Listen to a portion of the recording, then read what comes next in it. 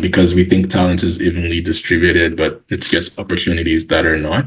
Yeah. So yeah, that's Huh. the vision there is to democratize access to opportunities, access to resources, and anyone who just has the right desires, like there's actually a platform that can help you bring, these solutions to life.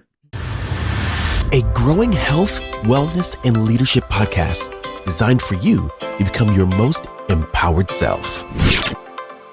Great day, amazing humans. Welcome to the Empowered in My Skin podcast, where our mission is to help 1 billion people in this world think in more empowering ways.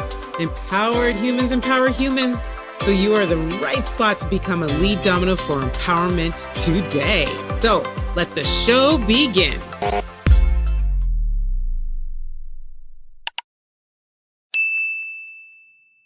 Great day, amazing humans. Yes, welcome to the next episode of Empowered in My Skin. And hi, YouTubers, because I see them first. So y'all get to see the shh as I introduce our next guest, who manages the Black Founders Network, which supports Black entrepreneurs across Canada with capital, community, and capacity building. They also started and lead the African Impact Initiative, which invests in early African innovators across the continent. They have experience in creating scalable economic impact for marginalized communities using technology and capital. For this work, they have been recognized by the United Nations, the Ontario Minister's Award of Excellence, and MPADS, I'm going to spell that out, most influential people of African descent. Yes, their work is driven by a passion to dismantle barriers for those they serve, fostering an inclusive ecosystem where they can access resources, mentorship, and capital to grow their ventures. I am so excited for this discussion, which is going to center around leadership, entrepreneurship, and community empowerment. So please join me in a gigantic, massive welcome to Efosa Obano. Thank you. You're too kind. Thank you. This is true. I am kind. No, just kidding. I'm so excited. So we're gonna dive right in because I want to eat up all the time I have with you. So first question, it is the signature starting question on this podcast. What has been your most empowering thought you've had of the day so far? Oh wow. For you guys today. Just today. That's a good question. We don't think about it, right? But trust me, you did some stuff today, and so somewhere there was a thought that empowered you to do it. Yes. Honestly, I would say just gratitude for my because I do a lot of things and I wear a lot of hats. And today we're having actually right now a wellness day for our entrepreneurs. Mm-hmm. So, they're a few rooms away from here, and there's been a whole lot of things planned, and thankfully I have an amazing team who pulled it off. I just kind of showed up and saw everything go well. So I remember just feeling so grateful for the fact that there's so much going on that's beyond my own direct review. So I would say the empowering thought is gratitude for my team, for just making everything that you shared at the beginning actually happen. Yeah.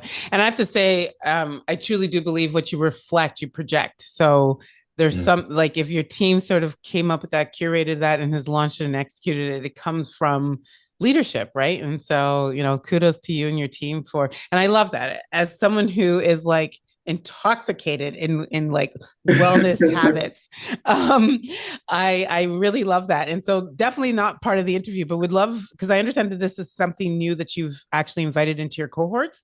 Correct. Is this the first cohort that's experiencing that? Yes. And what is can you talk a little bit about what the offering is and how it came about? Absolutely. Yes, it's something that we just piloted this year. So we like to practice what we preach when we support our entrepreneurs, where it's talk to your users, understand their pain points as you're providing solutions. So when we're doing our last, after year 2, we're doing our review, and we're getting feedback from the founders we supported. We learned that, and this in terms of numbers, was over 94% of them that were interviewed kind of post-program expressed the need to have more kind of personal wellness support. And actually, the things we did in the last cycle that were like most valuable were the things that were not necessarily like the business things or Mm. it was like the movie nights and the like sports things that we did together. So people really expressed like a strong want to see more of that. So this year we're like, how about we actually try and see, is there a correlation between founder performance, founder success, and like their wellness, especially with Black entrepreneurs? And longer data behind this, but the short answer is yes, there is. And so our program, our wellness pillar this year, in partnership with one of our startups called the Phoenix Movement, has pillars that basically help us prioritize when each founder comes into the program, apart from their business goals and their, all the things they want to do to change the world, on a personal level, what are some of the health goals they have, and how can we also work with them through the program to actually meet these goals? So for some people, it's getting more sleep, it's eating better, it's some weight, it's very different for everyone. So we collect all that data, we use that to sort of create the program for them during the cohorts. And in this group, there was a lot of people who wanted to play sports, so we did soccer every Mondays. A lot of people wanted to run, so we did running every Tuesdays. And then there was stretching, there was dancing, but then there was also like many groups of people that were tracking like different metrics with their health and keeping themselves accountable. So yeah, it's been eye-opening for me. And this is kind of today is the day that it's wrapping up in terms of the wellness day, because we're all co-working together from our co-working space, doing a whole bunch of different activities. And I think it's something we definitely will continue because we've seen the impact on founder performance, but also on the bond of the cohort themselves.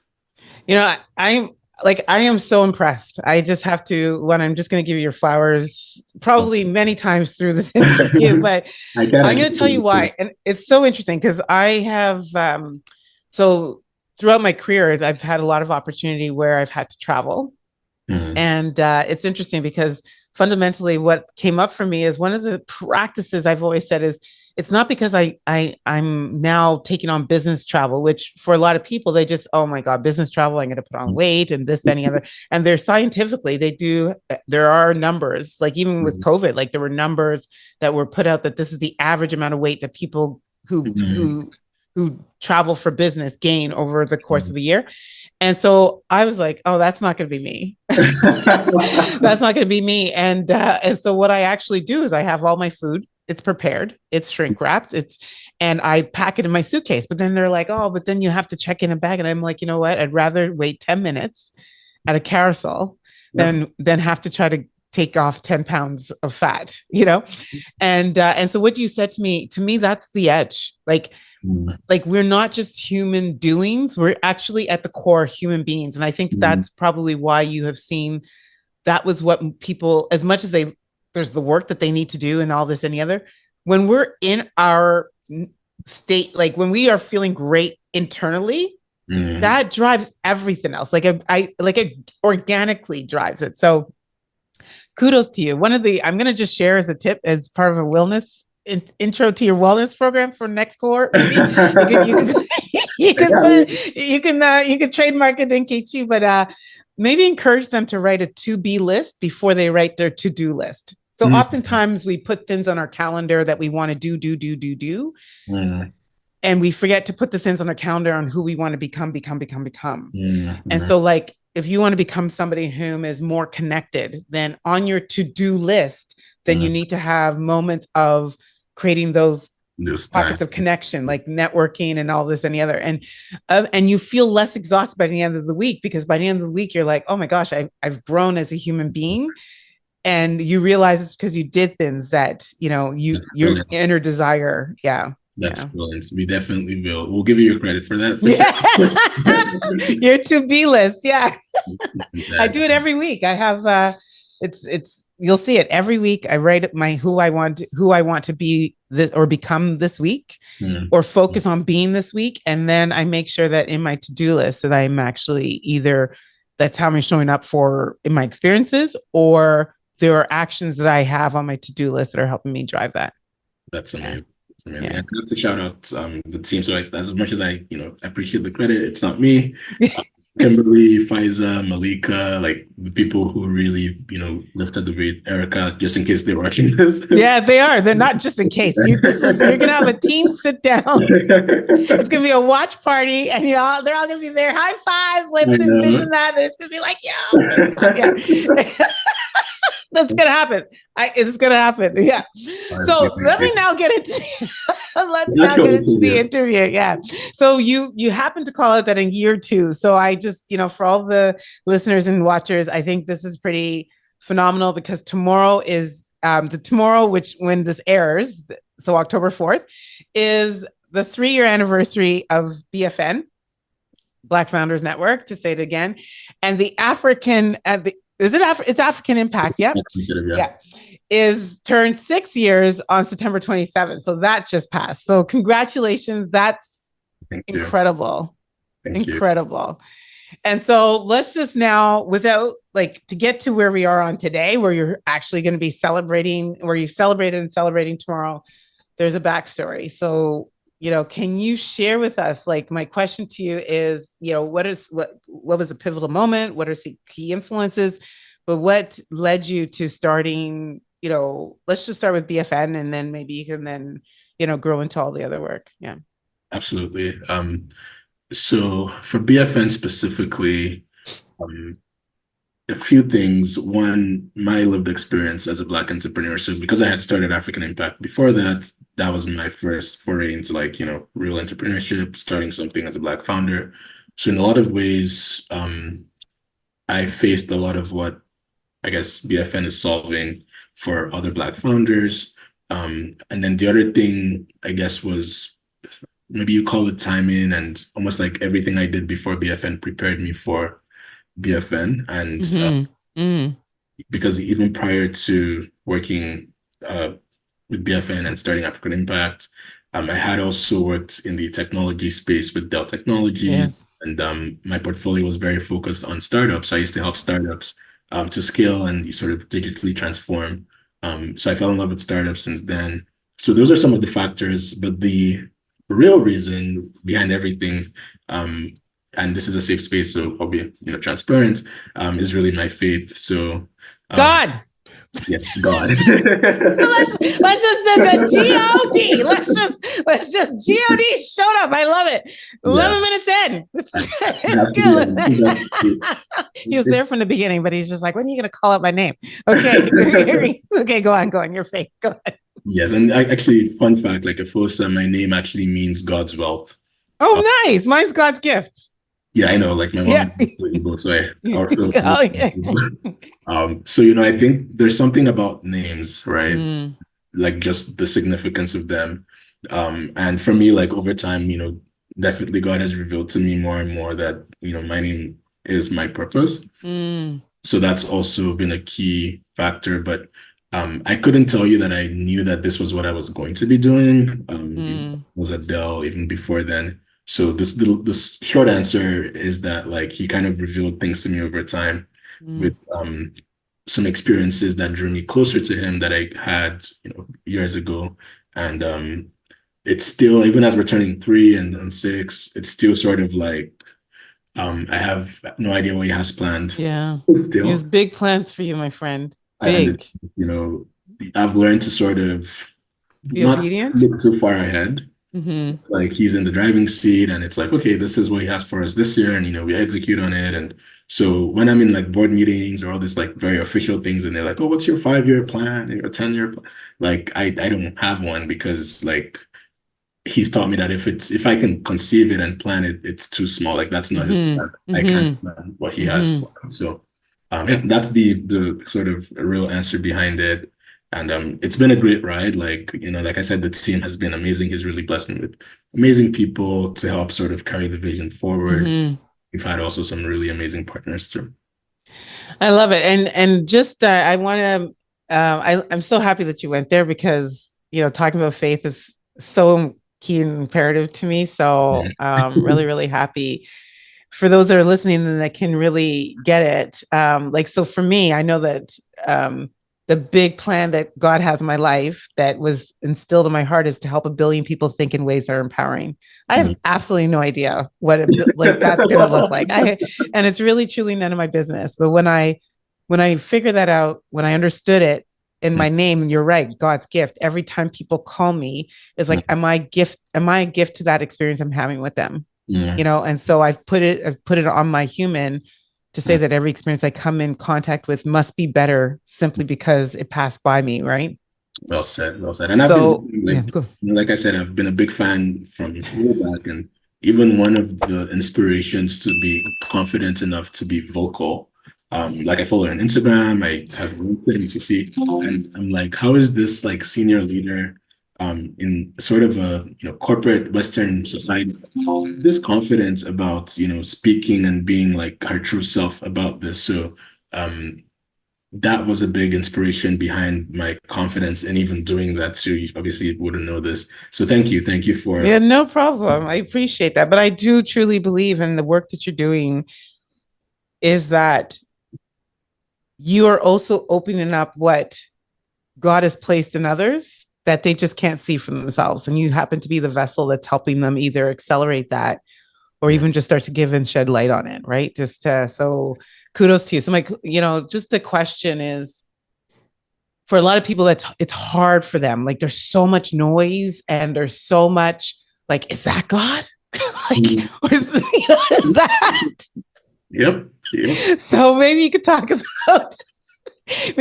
about like, how do you know when it is sort of what's been, what's on the path for you? How do you know that? It's a great question. It's a great question. And I would liken it to like learning a new language.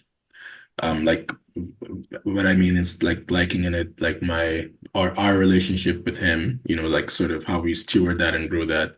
It's like learning a new language or making a new friend. It's like you have to put in time and consistency, and it gets better over time. So at the very beginning for me, when he first reached out to me, I was going through like probably the most difficult moments of my life at the time. Believe it or not, when I was in high school, I was not the most, who you see today is not who I was. Let's put it like that. I saw my expulsion letter 3 times because I was breaking all the rules. I've always loved food. So I was in a boarding school in Nigeria, where I grew up, where we're not allowed to bring contraband food in. I didn't like the food we had in school. So I figured out a way to get, contraband food in. But even beyond that, I figured out a way to get other people to bring money, which wasn't allowed in school, to school to buy the food from me. So you're an entrepreneur. So I was already like, being an entrepreneur. I made a ton of money from this, but I got in a ton of trouble because, I was breaking all the rules.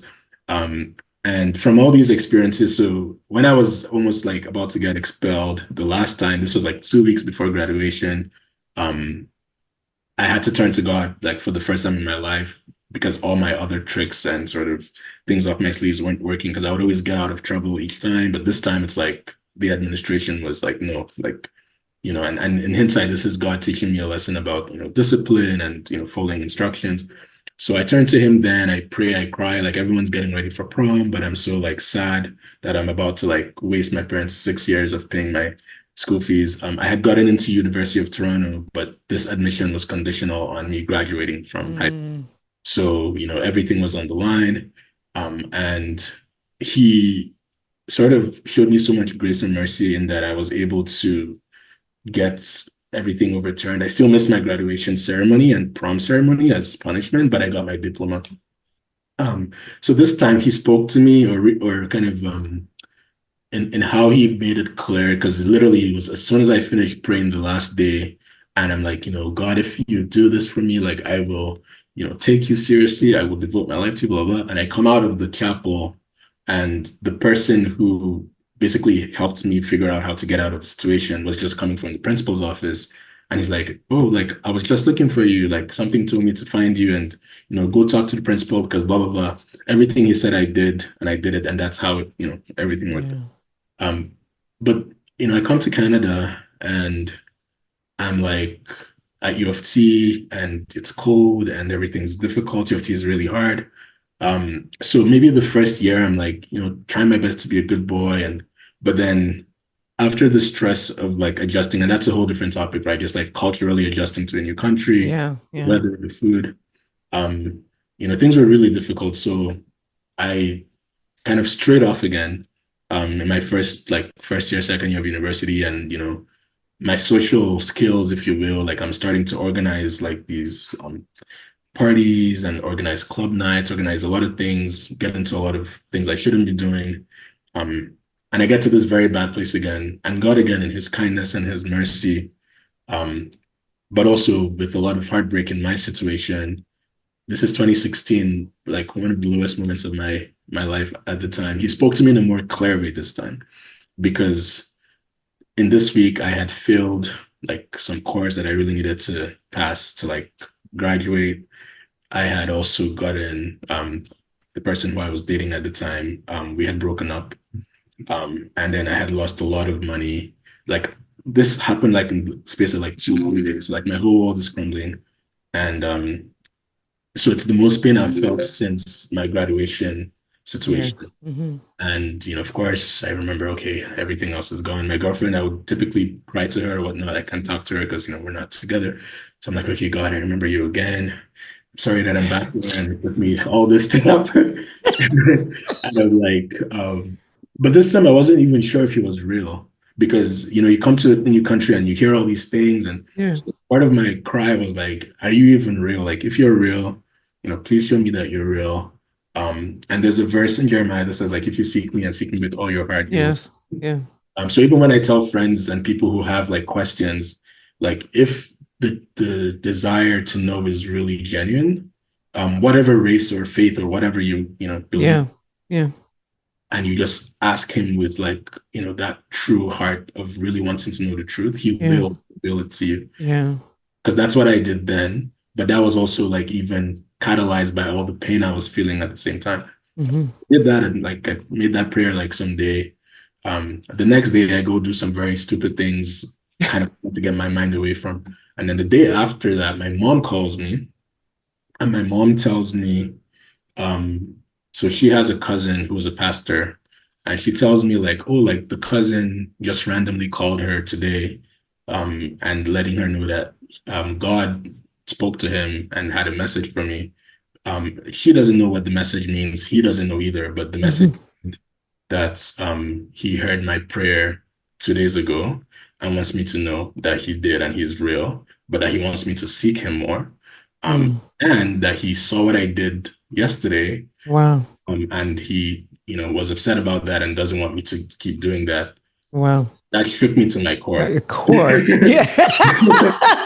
That's like, oh my Lord, what is going on right now?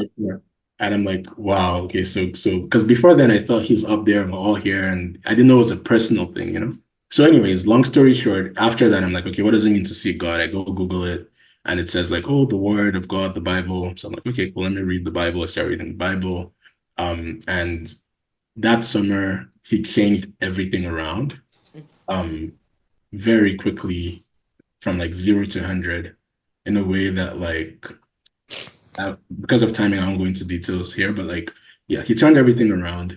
And since then, my relationship with him, I would say, had started developing more closely Yeah. because then it's like when I said learning a new language, then I started learning that he actually wants to convene with each of us, like Yes. on it.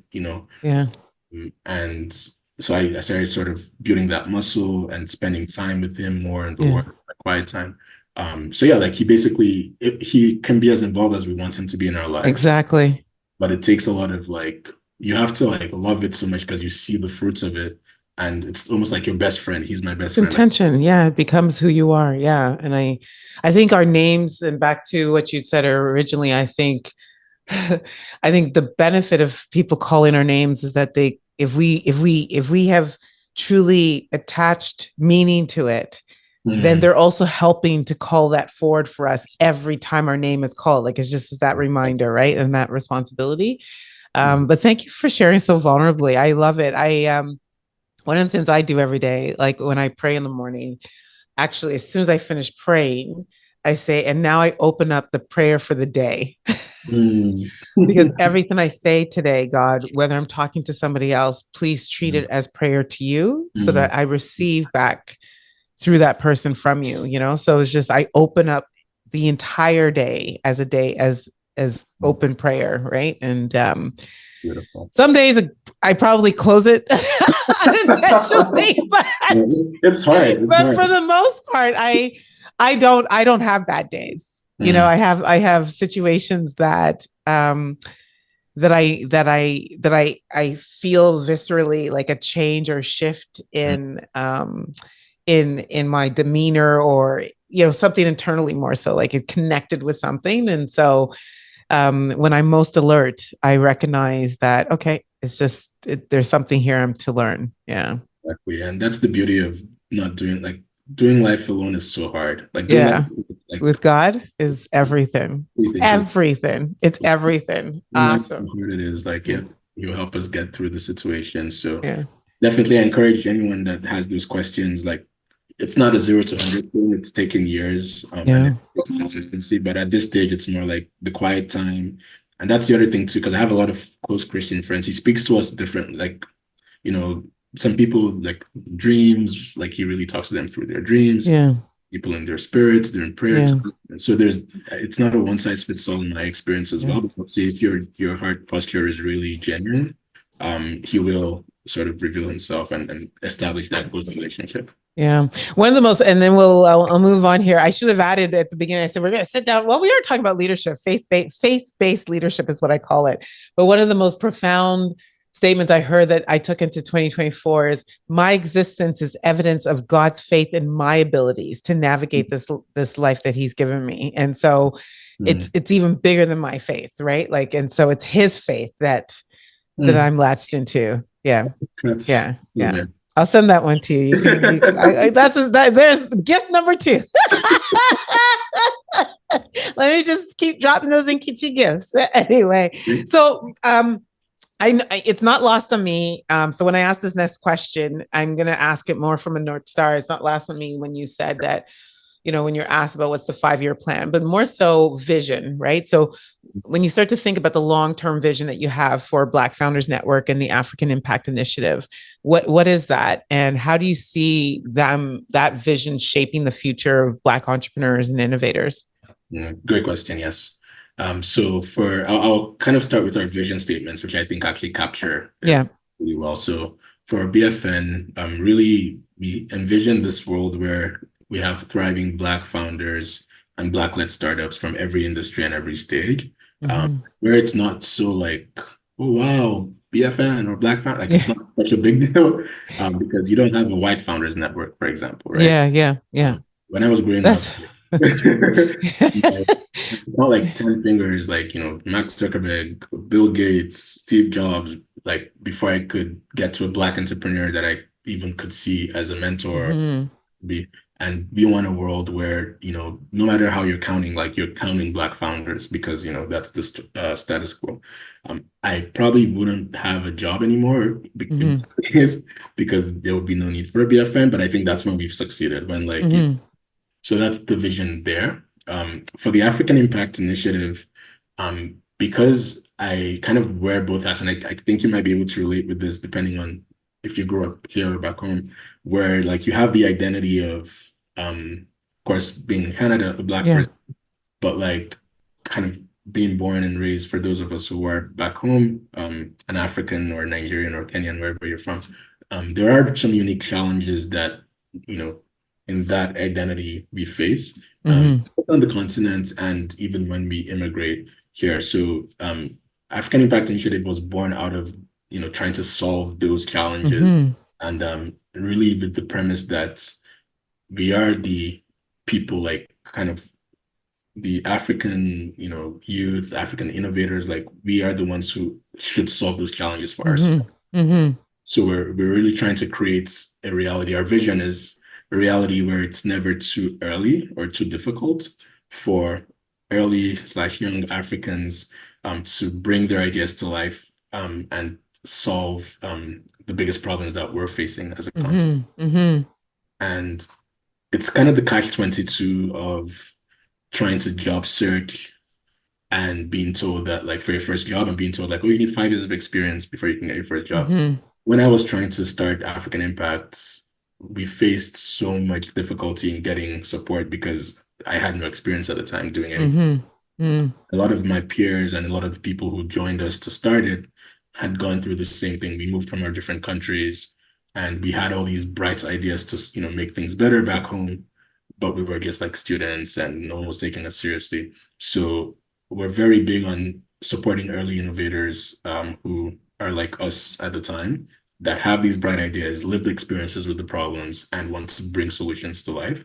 And I don't think there's many other organizations that have a kind of access to opportunities without the barriers like we do for people that are just started. Because we think talent is evenly distributed, but it's just opportunities that are not.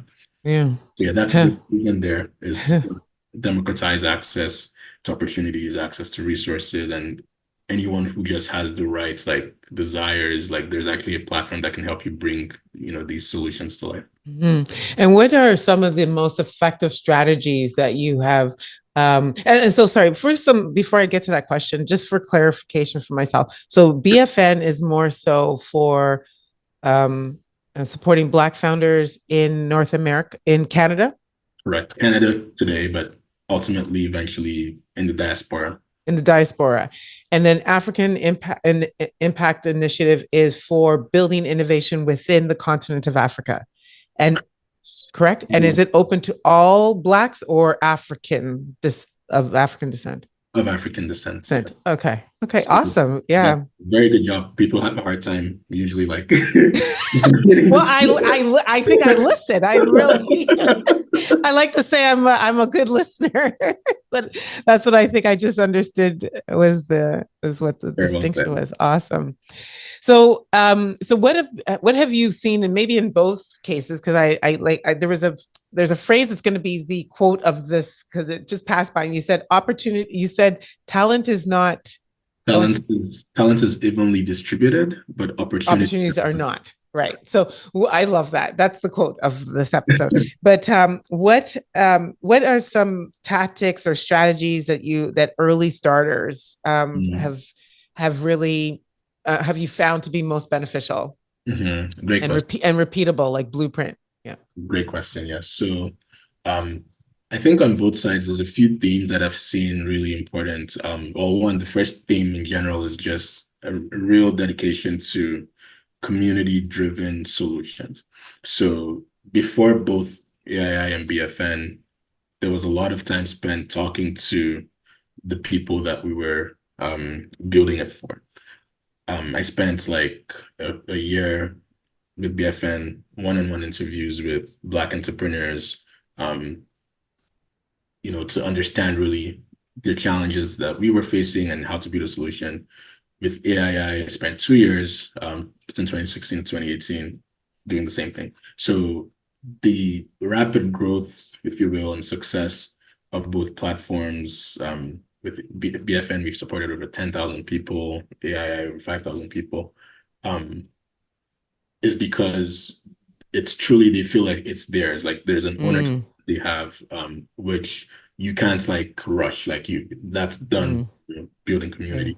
So that's the first thing I would say, like with building anything like this, very critical, and you have to keep doing it. It doesn't end even after you launch, because like the wellness thing we talked about, that's a new thing that started because we listened and, Right. There's continuous improvement. Yeah. Based on feedback. So that's one.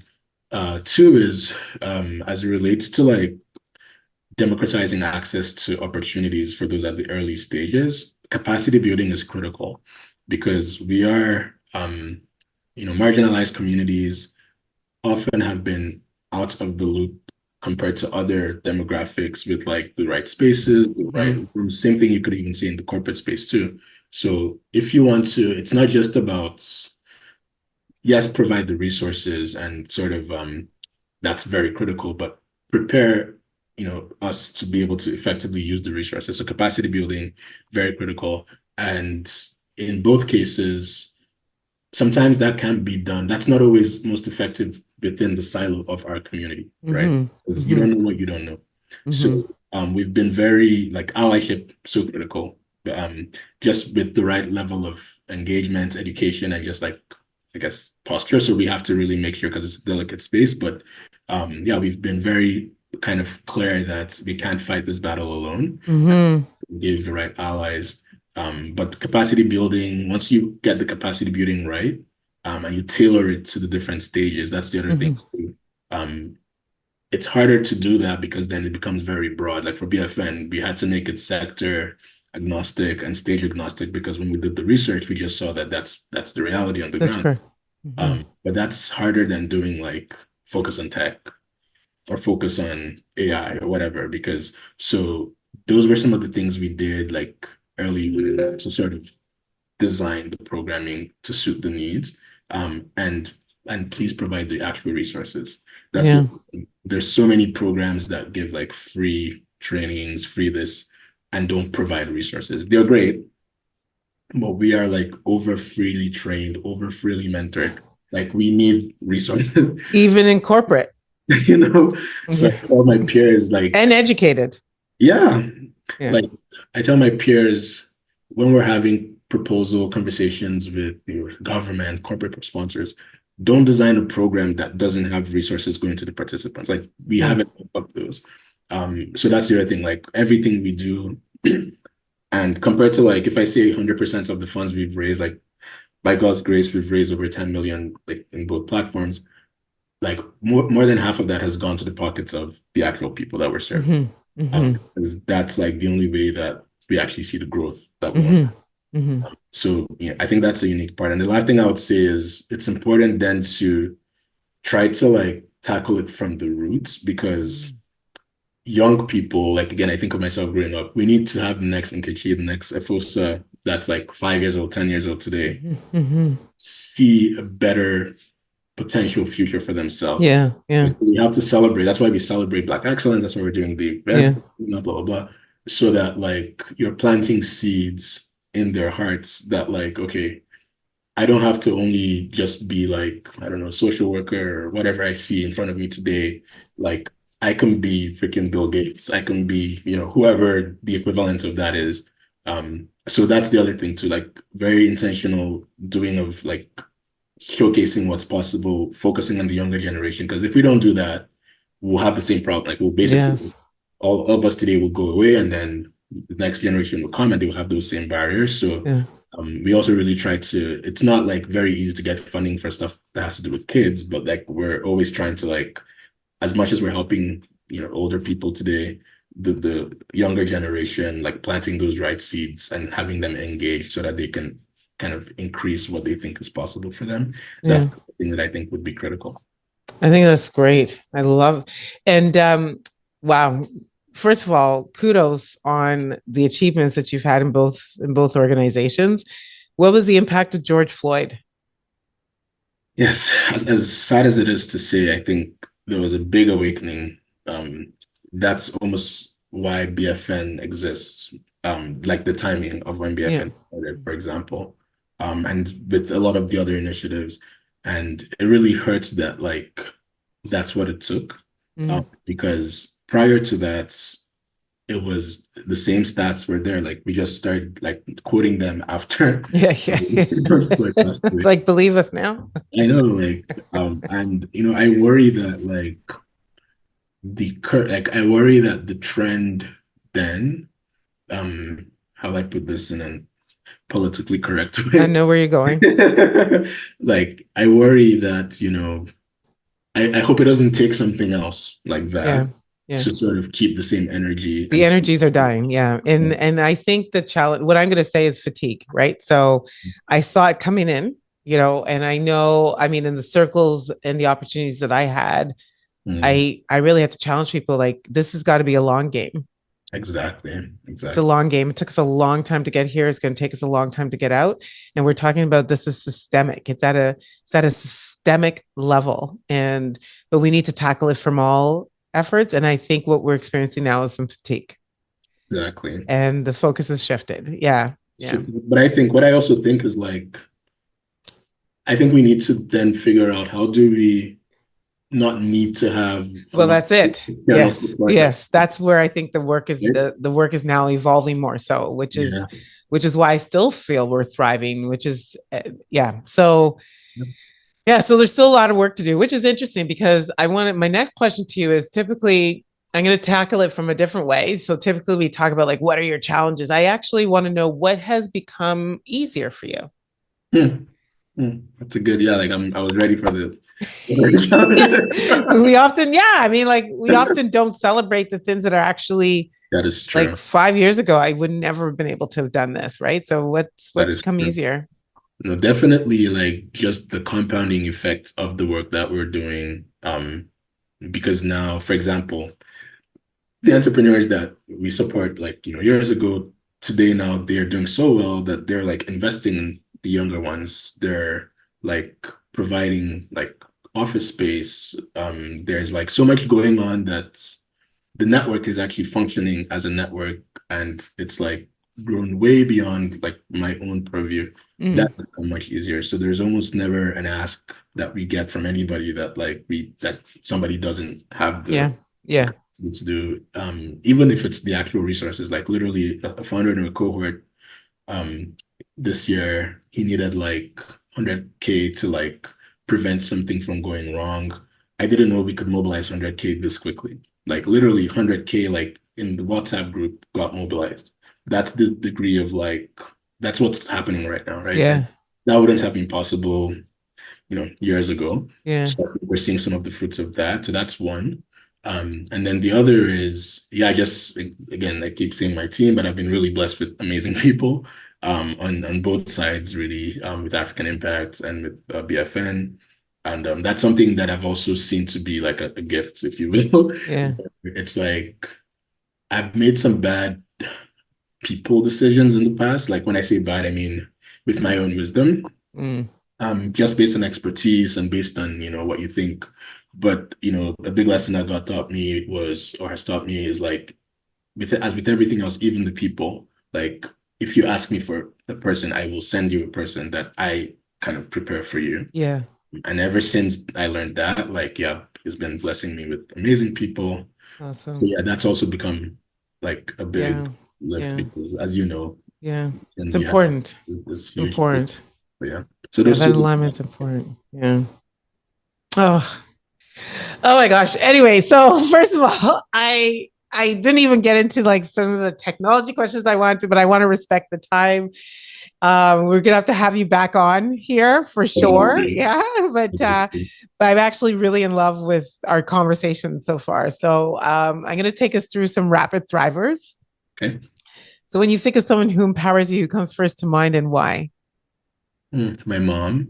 Uh, And that's because she had to do a lot of like like the superwoman stuff you see, the cliche, like she was that, like she financial supporter, emotional supporter, everything. So yeah, easily my mom. I love it. A daily habit that helps you stay empowered and thriving. Definitely quiet time with God. Okay. A book that's helped you with your that helps you, yeah, either helps you or has helped you thrive and be empowered. That's a great question. On the African impact side, it's called the prosperity paradox for anybody who's into African innovation. Yeah, a lot of the principles that we've built African impact on is based on the prosperity paradox. Okay, I love it. I thought you were going to say the Bible. I was gonna say that, but that's kind of I've had a couple of I think I've had two guests so far in 200 and what are we at, 90 something episodes, yeah. The Bible. What is a app that helps you with your thrive? well, now I have to say the Bible app. Yeah, the Bible. Me too. I'm gonna have to look you up on it. Yeah, yeah. I'll connect with you there. Like, yeah, the plans and yeah, I love the Yeah. Bible. Can I tell you something? Oh, God. So I'm such so I'm a creature of habit. And Okay. I love anything where there's a little bit of gamification as well, because I'm also very competitive, but It's mostly great. competitive with myself. And Yeah. so in the Bible app, there are two streaks. There Yeah. is the daily, just open up the Bible, like using the Bible app streak. Sure. And I'm going to open it now. And then there's the daily refresh streak. So as of yesterday, when we're recording this episode, the day before, so I traveled for work this week, and I don't know what happened to me yesterday, because I was like, what happened? And I went to bed, like fully went to bed. I had opened up the app, but I didn't finish the daily. So the app streak is at 1,042 days. Holy. And before that, it was at 990 days. Like, I actually know what happened. It was November 8th, whatever, 1,042 days ago. That was, the date was November 8th, and I forgot to open up my app. And so it went back to zero. And then yesterday, this morning, I woke up and I was like, oh, okay, let me go into I opened it up and I was like, the daily refresh streak was at zero. I forgot to finish all three. No, but that is so. I haven't gotten near that far before. Like, I try my best, but like the most I've done is like a year. Like, oh no, I'm like you are not. I was at 600, and now I can see it. It says best streak 630 days. And I'm sitting there, I'm like, oh my God, I could have been at 631 today. Anyway, I had to literally the practice of letting it go. So if Bible app developers are listening to this podcast, I'm going to ask you something like Duolingo. Maybe we could buy streak freezes, But there's got to be a way, like it'd be a great way to donate to the app. We can purchase. People would actually pay for that. We can purchase. We can donate, and get a streak reset. Or like maybe a chance to like have one miss. Right? Just one. I'm like, God. I'm just like, God, don't play. I'm like, God ain't playing. God's like, you're out. You're done. You're back to zero. I'm like, my God. Anyway, that's hilarious.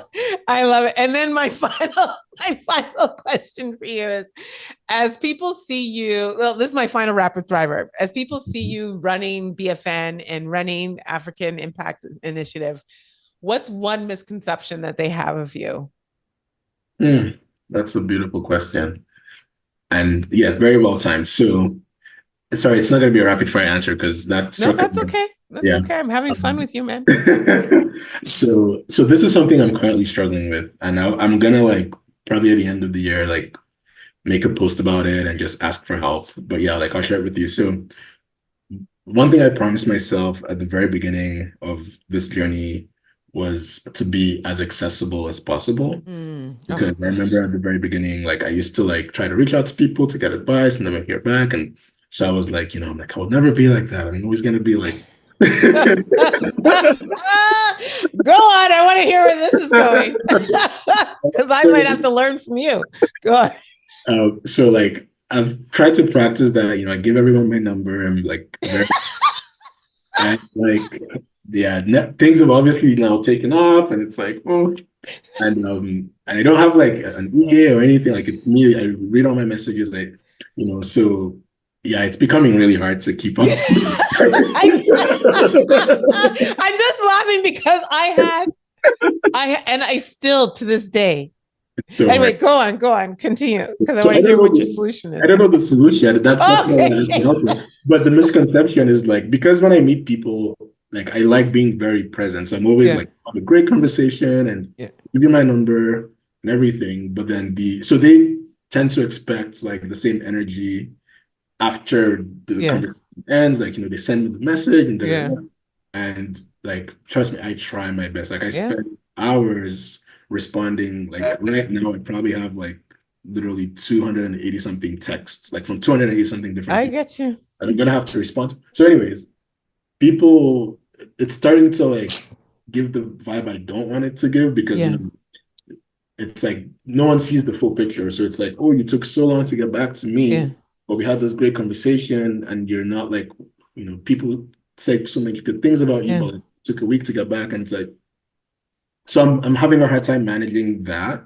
and because like of my type of person, it's giving me a lot of stress. A few friends are like, oh, like just let people think what they're gonna think, your real motives, blah blah blah. But at the same, and I guess maybe that's the solution. I don't know. Yeah. Like, yeah, so I don't know the solution, but that's the thing. Like, I guess just having people understand the capacity or the lack of compared Yeah. to the demand and the Yeah. messages, all that. And so these days I get anxiety when I go for events because it's like, You're going you to meet people, you're going to meet new people, know, you want to let them in. I'm going to share something with you, and maybe we have an opportunity to stay connected in a meaningful way to help each other and help others, because we're not alone. yeah, First, I'm going to ask you to give your first thing first, give yourself grace. Cause I think the first thing is you have to pour into yourself. yeah, You have finite capacity. yeah, That is a very true statement. yeah, Okay. And there's 24 hours in a day, and you are one human and you have finite capacity. And, and you're not omnipresence. Like, you just don't have that God given gift to be everywhere and everything to everybody. So I think in your quest to do something big and meaningful in this world, yeah, then there's also other sacrifices that come with that. And yeah, so it is within your control to start to figure out what, at this next level in life, yeah, to reset yeah, on where you can share your capacity. So as an example, and I've kind of even gone past that, yeah, I had to go from because you know how many people I had waiting for mentoring and coaching, and it was like the anxiety was like high, yeah, and then and then you would meet the people that are like, oh well, you never got back to me, I emailed you, and then I recognized, no, I stopped saying sorry. yeah, I started saying, I'm asking for grace because I'm now getting to your message. Do you still have this request? yeah, yeah, yeah, Right? Because I'm not sorry. I'm one human being. And so I think, one, sharing your story on social media where people follow you and all this is going to be such a, and I don't know if you wait to the end of the year. I think if the spirit, like, pray on it tomorrow, but if the spirit caps you, I think, share very vulnerably, because it's part of your healing it's part of your grieving from where you're advancing in life. You have to grieve that that old person who yeah, had the capacity to actually use their human to be present for others. You're not there anymore, but now you can work on other strategies. This yeah, is where you start to write a book. This is where you start to have a podcast. This is where you start to think about how you can give of yourself and your wisdom and the things that people seek you for, that now can explode. yeah, like, The blast radius of it is much bigger. yeah, So it's within your control to start thinking about that. Like, I do group calls, not mm, often, but like every quarter I do group calls. People sign up for it. And mm, and it's just my time to, like, get a massive amount of people with questions. The podcast was another way. Like, how do I sort of mm, share the things that people want that's, to yeah, hear from me? Yeah. yeah, So I became, like, I'm a public speaker now. People come to my events, but I still, and even with all of that, I still experience it when I mm, go to an event. Now I can't give my number out mm. like I did. So it's funny because today when you said, I know, I was like, but it's only when you said send me your number, I was like, well, I was like, this is my best chance because we have but I was like, okay, hold on. I fan this guy. Like, I'm such a fan favorite. I'm like, you know what? Yes. And so I am also very, because that's my personal space, right? Like, I actually use my technology to mm, shut down at 7:30 and wake up at 8, and then it opens up at 8 for the rest of the world. As much as people think I'm an extrovert, mm, I can't do that 24/7. I can't be available to everyone for everything. So mm, I do and then, so the other one was, and I think that's kind of how we're in B-roll, yeah, is I give myself a certain amount of capacity that I'm giving to others in the year. Just like you plan your mm, meetings and all this, plan your personal capacity. How much time are you going to give to serving? Like, mm, mentoring or coaching. Like, so I do my one and done. That's why I'm part of the Black Wealth be it PWC or ALA Oh, now. yes, yes, yes. Yeah. Because it's my chance to have one person, one human who I can give Mhm. intentional, focused time to. Like that's kind of where I've grown to, And then I do one in corporate, because it's part, I make it part of and then everything else is group mentoring, Yeah. big events, conferences, so think Well, about that. Yeah. well, so thank you, because like it's been, yeah, just stressing Eats me, up at you. Yeah. and how you said it, like literally thinking about the strategy to still like, give back, to still serve, but do it more effectively with where things are at. Yeah. And the part about how you respond, I find out very interesting and cool, like the going from like, I'm sorry, because I'm like, I'm so sorry. Like, that's how I start all my messages now, It's literally. very disempowering. Right. And it's like, but you're still like coming across as like, what's the word I'm looking Yeah, I for? ask for grace. Yeah, you ask I for say it grace. all the time. I say, I ask for grace. Yeah. I'm now getting to your message. First, do you still, whatever the ask is, like, do you Mhm. still want to meet, or is your ask still relevant? Mhm. Or, you know what I mean? Like, Yeah. yeah. And Def- then don't commit again. mm. That's the other key, is don't commit again. Mhm. This is, if you now created anyway, We're we're getting still into in interview. Everyone's learning with two people, but the key of it is you've grown. yeah. And that's why I say, first, give yourself grace. God has put you on a larger platform. And on this larger platform, you have to come up with new strategies and techniques that will continue to enable you to be able to serve the Mm. responsibility that God has given you. And in some cases, who you used to be, you have to move from that person. The other thing too, sorry, just because maybe this is helping other people with capacity, Yeah. there's also the element of, because when you start to think about people like Bob Proctor or some of the greats, right? They have an institute. And Mm. in part of that institute, there are certified coaches, Mm. right? That are taking Bob Proctor's Mm. messages and proliferating it around the world. Like he's long gone, right? Like, and it's still lifing. So you also have to remember you are a finite being also. And so if your legacy is something that you want to live beyond, then Mm. maybe there's a bit of a Efosa Institute, the Black Wealth Institute, that you actually need to create and start to train people to carry that. Yeah. Democratizing Yeah. that. Yeah. Yeah. I could go an hour more. I know, like, Yeah. because you're preaching, but yeah, for anyone listening, so if you start getting messages from me starting with, I ask for grace. Live coaching.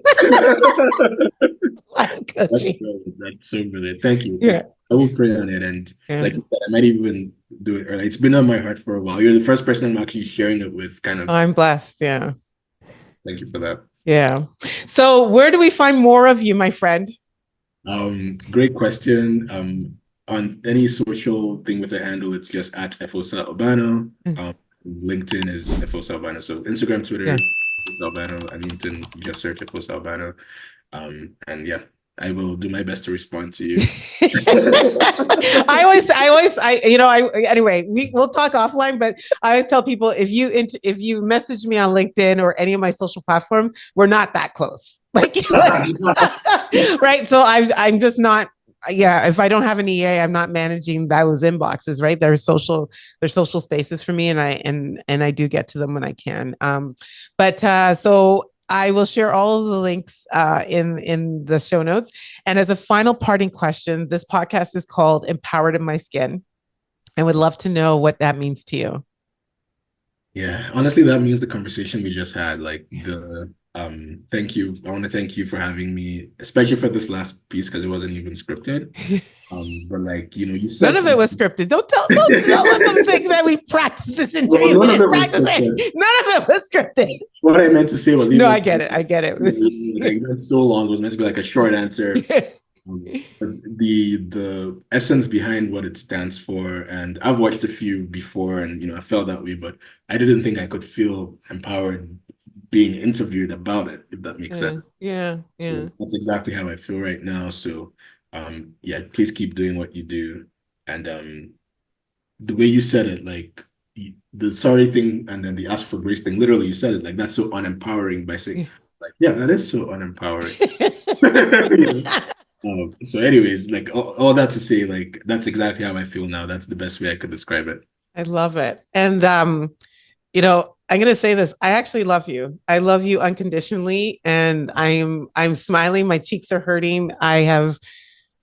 Um I'm so impressed with what you've done, and I just incredibly feel honored to have this time to spend and like energy with you. Like this has been a very meaningful moment in my week, and it's going to my gratitude journal today. I look forward to leaning in more with BFN and AII now that I even understand your initiatives even more so. And so you're doing really, really great work, and I'm so impressed with what God is doing through you to better this world. And so I give thanks to God, and God, I just ask you to continue to, just pour into him, and put destiny opportunities around him, and clear his capacity and clarity of mind so that he can hear you and be obedient. Because it matters. It matters to so many people in this world. And I ask you in this moment to really protect your energy, protect your space, so that you can continue to govern. Okay.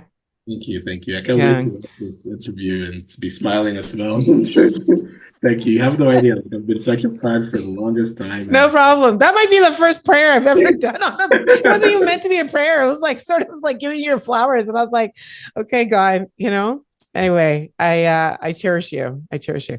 So to everyone that's listening, I trust that this has actually been one of the most empowering conversations that you've heard of this week so far, and probably maybe this year. Let's just put it out there.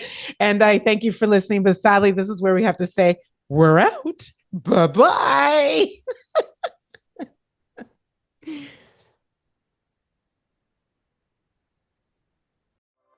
There you have it. I trust that you're feeling more empowered in your skin. And as the late Dr. Maya Angelou says, when you get, you give, when you learn, you teach. So it would mean so much for us at EIMS if you share this episode and tag us, or teach an insight that you learned from today's episode on your socials and tag us. And remember to go over onto iTunes and leave us a review, or follow us on socials at Empowered in My Skin. But most importantly, don't forget to subscribe so you never miss an episode.